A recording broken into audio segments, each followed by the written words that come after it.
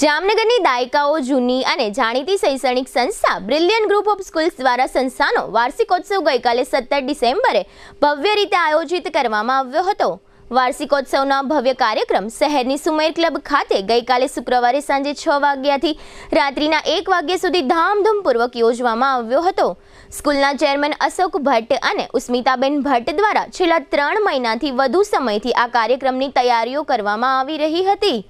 અશોકભાઈ ભટ્ટ અને ઉસ્મિતાબેન ભટ્ટ, મૌલિક ભટ્ટ, ભવ્યતાબેન ભટ્ટ તેમજ ભટ્ટ પરિવારના મોભી અને માતૃશ્રી દ્વારા દીપ પ્રાગટ્ય કરી કાર્યક્રમને ખુલ્લો મૂક્યો હતો।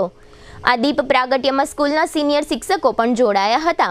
સતત 7 કલાક ચાલેલા આ કાર્યક્રમનું જીવંત પ્રસારણ ગઈકાલે સાંજે 6 વાગ્યાથી રાત્રિના 1 વાગ્યા સુધી GTPL કેબલ નેટવર્કની ચેનલ નંબર 982 પર કરવામાં આવ્યું હતું।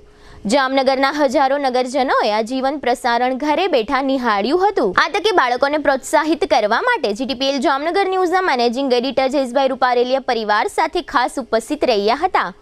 બ્રિલિયન્ટ ગ્રુપ ઓફ સ્કૂલ્સના આ વાર્ષિકોત્સવમાં અંદાજે 700થી વધુ બાળકોએ ભાગ લીધો હતો અને વિવિધ સાંસ્કૃતિક કૃતિઓ રજૂ કરી હતી। દેશભક્તિ અને સાયન્સને લગત 33થી વધુ કૃતિઓ નાના બાળકો દ્વારા સ્ટેજ ઉપર પરફોર્મન્સ કરવામાં આવ્યું હતું। તેમજ બાળકો સંસ્કારની સાથે ધાર્મિક વૃત્તિ તરફ પણ આગળ વધે તેવા સુભાષિતથી નિલેશ રાઠોડ સ્વમુખેથી શ્રીનાથજીની ઝાંખીનો પણ કાર્યક્રમ રજૂ કરવામાં આવ્યો હતો। આ કાર્યક્રમથી વિદ્યાર્થીઓ તથા વાલીઓ અને આમંત્રિત મહેમાનોએ ધન્યતા અનુભવી હતી। આ શ્રીનાથજીની ઝાંખીના કાર્યક્રમમાં આર્ટિસ્ટ તરીકે દ્વારકા મંદિર પૂજારી પરિવારના અભયભાઈ તથા સ્કૂલના વિદ્યાર્થીઓ જોડાયા હતા।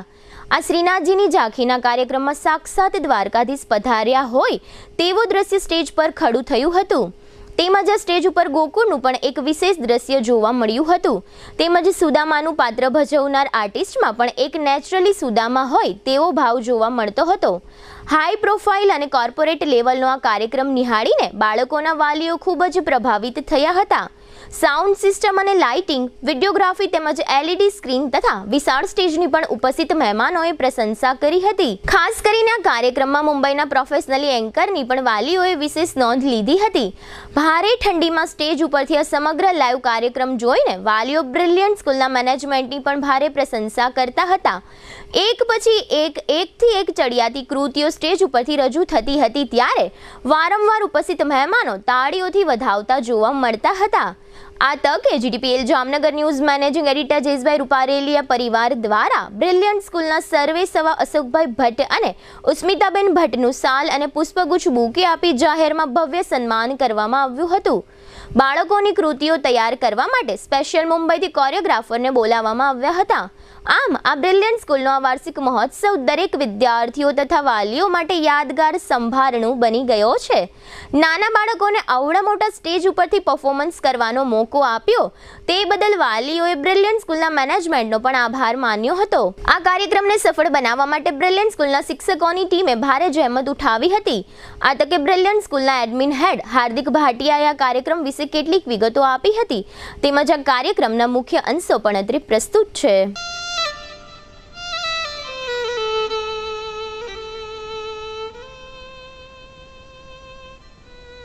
હવે જેના વિશે વાત કરવાની છે એની વાત કરવી એની માટે વાચા નાની પડે છે। જેના વિશે વાત કરવી, જેનું વર્ણન કરવું, જેની વ્યાખ્યા કરવી મોટા જ્ઞાનીઓ માટે પણ અસંભવ છે। જેના પ્રેમને, જેની કરુણાને ચિતરવા દુનિયાના કોઈ પણ ચિત્રકારની પીછી ટૂંકી પડે। એક અક્ષરના શબ્દ આગળ દુનિયાના બધા વાંગમય ટૂંકા પડે। અરે વાત્સલ્ય શબ્દમાં જેને જીવ પૂર્યો છે એવી મહા હેતવાળી માં। अंगारों में जिस्म जलाया है तब जाके कहीं हमने सर पे ये केसरी रंग सजाया है। ऐ मेरी ज़मीं अफसोस नहीं जो तेरे लिए सौ दर्द सहे। महफूज रहे तेरी आन सदा चाहे जान मेरी ये रहे न रहे। मेरी ज़मीं महबूब मेरी नस नस में तेरा इश्क बहे। भी रंग तेरा जिस्मों से निकल के खून कहे। देश में जितना आक्रोश है, लोगों का खून खौल रहा है, ये मैं भली भांति समझ पा रहा हूं। हमारे सुरक्षा बलों को पूर्ण स्वतंत्रता दे दी गई है।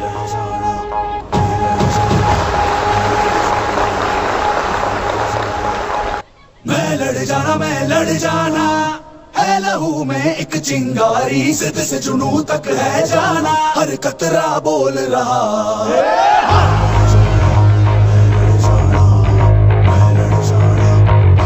श्रीनाथ जी बोलो, श्री यमुना जी बोलो, श्रीनाथ जी बोलो, श्री यमुना जी बोलो, श्रीनाथ जी बोलो, श्री यमुना जी बोलो, श्रीनाथ जी बोलो, श्री यमुना जी बोलो।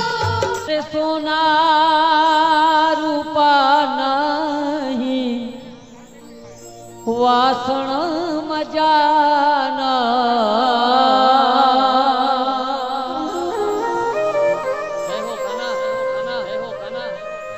अरे सोना रूपा नहीं वासण मजाना,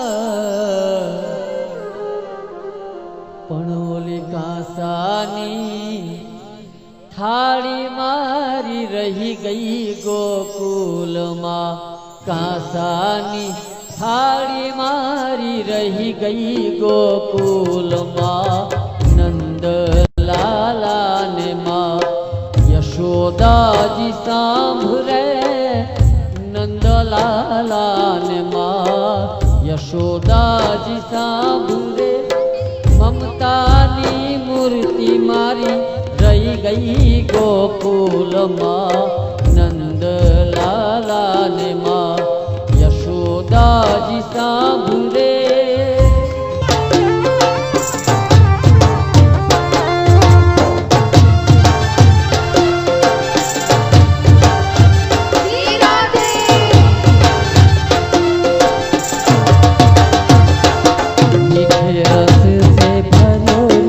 राधा रानी लागे, महारानी लागे, मन कारो कारो यमुना जीरो पानी लागे, मीठे रस से भरोरी राधा रानी लागे, श्री राधे रानी लागे, जय हो कारो यमुना जीरो पानी लागे, हाँ मन कारो यमुना जीरो पानी लागे।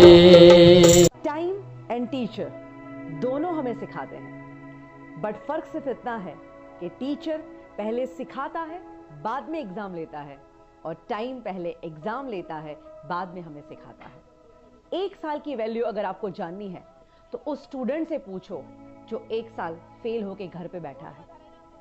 अगर एक महीने की वैल्यू जाननी है तो उस माँ को पूछो जिसने आखिरी महीने में अपने बच्चे को गंवा दिया है। अगर एक मिनट की वैल्यू जाननी है तो उस मुसाफिर से बात करो जिसने एक मिनट के गैप की वजह से अपना ट्रेन, अपना फ्लाइट, अपना बस मिस कर दिया है। एक सेकंड की वैल्यू जाननी है तो उस इंसान से पूछो जिसका एक्सीडेंट होते होते एक सेकंड के लिए रह गया है। एंड अगर एक मिली सेकंड की वैल्यू जाननी है तो उस ओलंपिक के खिलाड़ी से पूछो जो एक मिली सेकंड की वजह से अपना मेडल चूक गया है।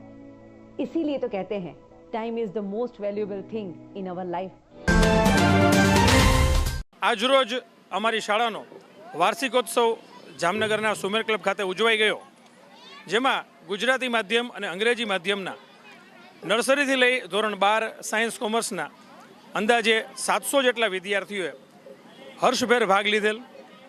सामाजिक मुद्दाओ जेम के आजकलना बाळकोमां मोबाइलनो वधु पड़तो उपयोग, सोशियल मीडियानो उपयोग, अभ्यास प्रत्ये थोड़ीक बेदरकारी, माता पिता प्रत्येनो जे प्रेम वधे ए माटेना सद्गुणोनो विकास, देश प्रेम वधे ए माटे देशभक्तिना गीतो अने नाटको, इंडियन आर्मी प्रत्ये गौरव वधे, देशना सपूतो जेम के अब्दुल कलाम जेवा सपूतोना जीवनमांथी तेओ कंईक शीखे, आवा सद्गुणोनो विकास थाय બાળકોમાં નિર્ભયતા આવે, એટલે કે જે સ્ટેજ ફિયર છે, સ્ટેજ પર આવીને પરફોર્મ કરવું, એ જે ગુણ છે એનામાં વિકાસ થાય. આ બધા પ્રયત્નો અમારા શાળાના ટ્રસ્ટી શ્રી અશોકભાઈ ભટ્ટ દ્વારા કરવામાં આવેલ. આ માટે એમણે અમદાવાદના અને મુંબઈના જાણીતા કોરિયોગ્રાફરની મદદ લીધેલ. મુંબઈથી આ કાર્યક્રમને યાદગાર બનાવવા માટે એન્કરને બોલાવવામાં આવેલ. અમારો એક નમ્ર પ્રયાસ હતો કે આજના બાળકોમાં આ જે દૂષણો છે એ દૂર થાય, વાલીઓ પ્રત્યે એ લોકો એમના જે કાંઈ ગોલ છે એ અચીવ કરવા માટે થોડી મહેનત કરે, અભ્યાસ પ્રત્યે જાગૃત બને, માતા પ્રત્યે એમનો ભાવ જાગે, આ બધા ગુણોનો વિકાસ થાય એ માટેનો અમારો એક નમ્ર પ્રયાસ હતો. અને મને ખાતરી છે આ પ્રયાસમાં અમે ચોક્કસપણે સફળ થયા છીએ.